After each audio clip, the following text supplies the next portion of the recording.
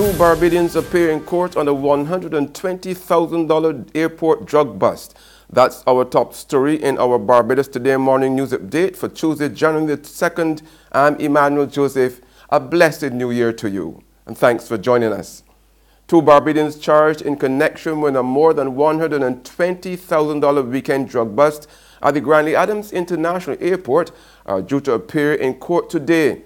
They are 36-year-old Antoinette Thomas of Muckleens Road, Silver Sands, Christchurch, and 50-year-old Roger Holder of Kingsland Crescent, Christchurch.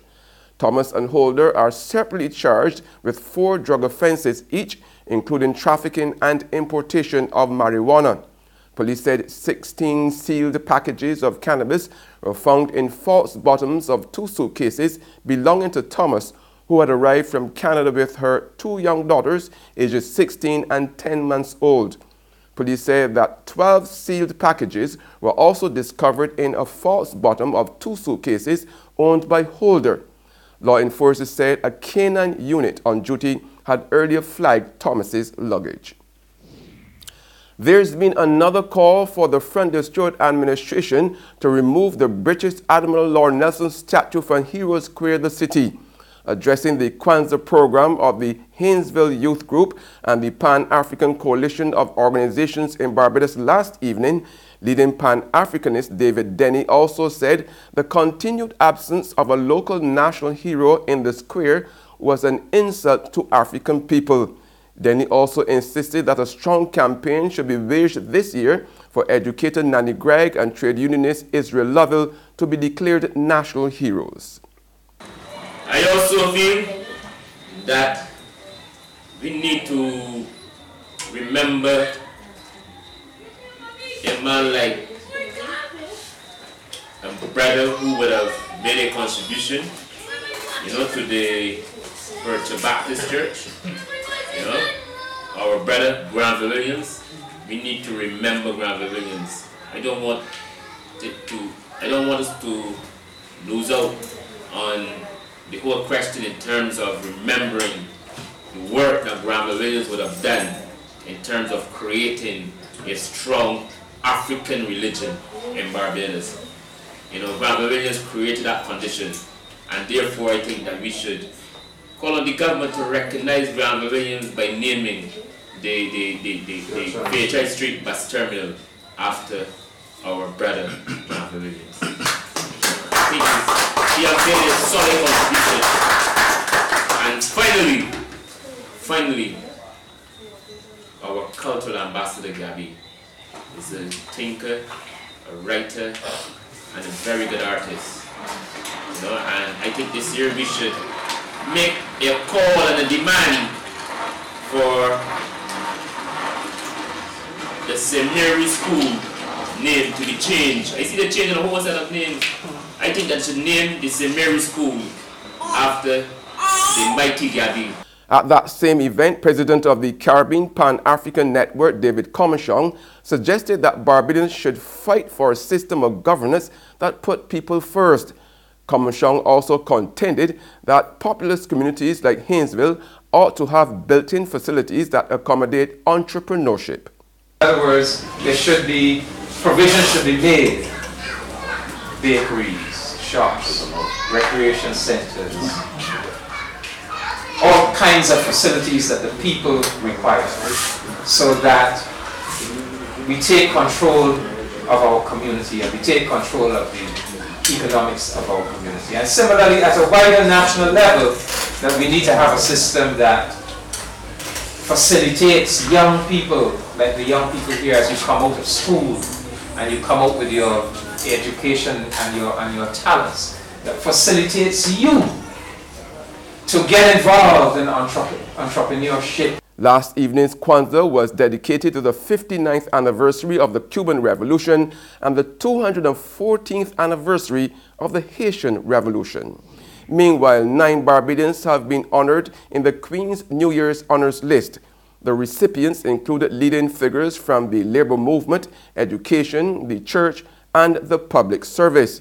Commander of the Order of the British Empire awardees are former permanent secretaries Charles Smith and Shirley Farnham, for their public service and former district superintendent of the Nazarene Church of Barbados District, Reverend Dr. Orlando Seal, for his contribution to the church and education.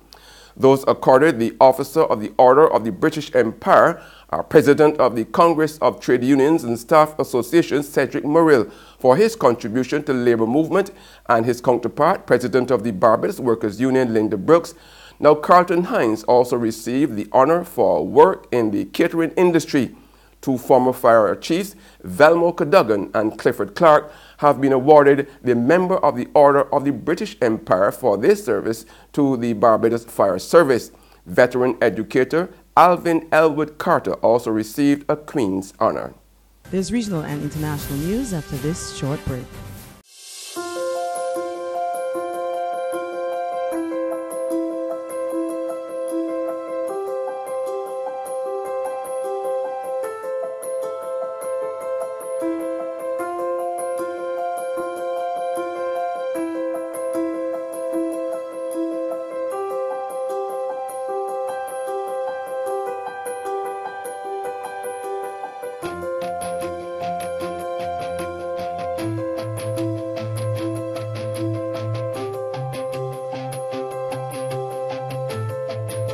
Barbados Today, news you can trust. Welcome back with news from the region now. Trinidad and Tobago's opposition leader Kamla Persad-Bissessar says the way the government's war on crime ended in 2017 is cause for concern. She says the government's blame game on the issue must stop in 2018.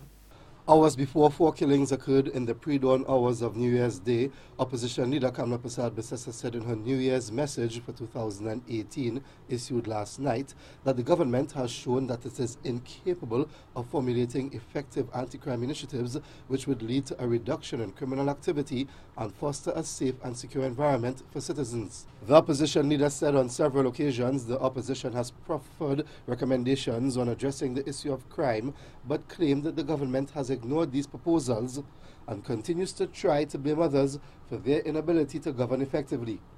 Mrs. Persad-Bissessar said what she called this blame game must stop and called on the government to take responsibility for its actions or step aside and, quote, let the people choose a team that is capable of getting the job done, end quote. And on the international scene, Iranian President Hassan Rouhani has been trying to downplay the significance of sometimes violent protests across the country that have left 12 people dead in the biggest challenge to the authority of the Tehran regime since mass demonstrations in 2009. More from the CNN. Crowds ripped down posters of Iran's supreme leader Ayatollah Khamenei. They're angry about corruption and rising food and fuel prices.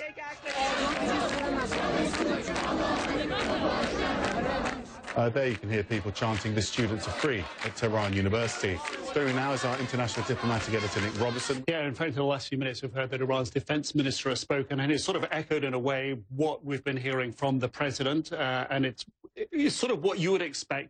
He is saying that you know, some of the problems are being fomented by an outside hand. He's not naming people, not naming countries, but he is pushing the blame outside the country. But he is also accepting that there are issues, economic issues, that need to be dealt with. That he said that you know, that the country's issues should be dealt with peacefully. And that's news, but for the very latest, visit our website at www.barbadostoday.bb. You can also subscribe to our e-paper, email updates, or even like us on Facebook. We are also on Izumi Media in bus terminals, as well as screenplay at supermarkets and gas stations near you. You can also hear us on Mix 96.9 FM. I'm Emmanuel Joseph. Have a fantastic day.